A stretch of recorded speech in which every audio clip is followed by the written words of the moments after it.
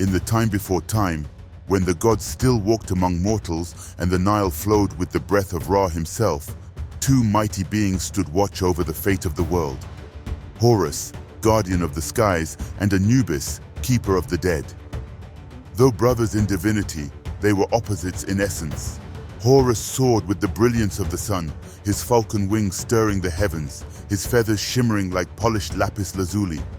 He spoke through the wind and ruled with the force of storms. Anubis, solemn and silent, moved through shadows. His jackal form blended with the night. His eyes gleamed with the light of distant stars long extinguished. He whispered to the dead and walked unseen among tombs and memories. One day, a strange silence fell upon the land. The Nile stopped flowing. The sun, once blazing with Horus's might, began to dim. Crops withered. Children no longer dreamed. Even the dead whispered warnings in the underworld. Anubis heard them first. "A devourer comes," they moaned. "Not of flesh, but of time. Not of life, but of memory." Anubis climbed from Duat, the underworld, his staff glowing with ancient power. He called upon Horus, who soared down from the heavens like a comet of divine fire. The falcon god landed in the sands of Giza with a thunderous cry. "Brother of death, what troubles your realm troubles mine." The sun falters. The sky forgets its stars. Anubis nodded, his gaze cast downward. "There is an ancient being, older than death, a forgotten god whose name was buried when the first pyramid was laid. He feeds on being forgotten. Now he rises."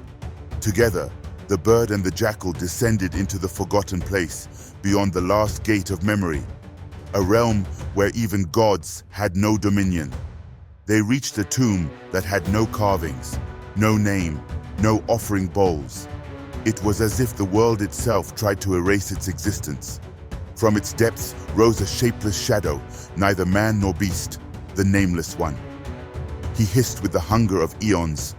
"Horus, child of Ra, Anubis, son of silence. You remember, that is your weakness." Horus's wings flared with golden light. "Then let memory be my weapon."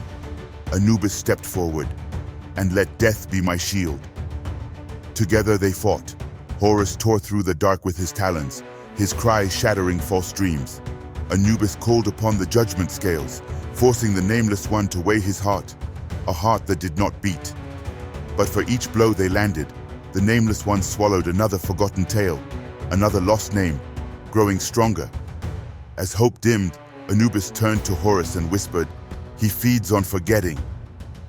Then let him try to consume the eternal."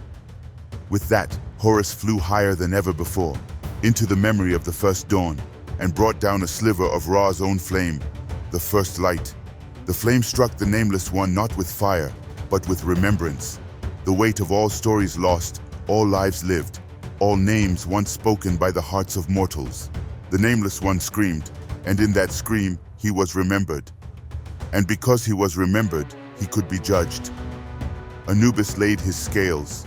The heart of the Nameless One, once empty, now brimmed with stolen stories. It was heavier than Ma'at. The judgment was death. The Nile flowed once more. The sun blazed again in the sky. Children dreamed, and the dead slept peacefully. Horus returned to the heavens, his wings now tinged with the fire of Ra.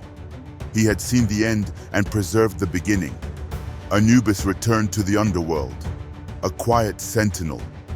But in the deepest chamber of Duat, he placed one item, a nameless stone, pulsing faintly with memory, a warning and a tribute. And every now and then, when the desert winds blow just right, you can hear the cry of a falcon and the whisper of a jackal, guarding the edge of forgetting, together. The story lives because you remember. Carry it forward. Speak it loud. For in every word the ancestors rise, and in every telling, Africa breathes again.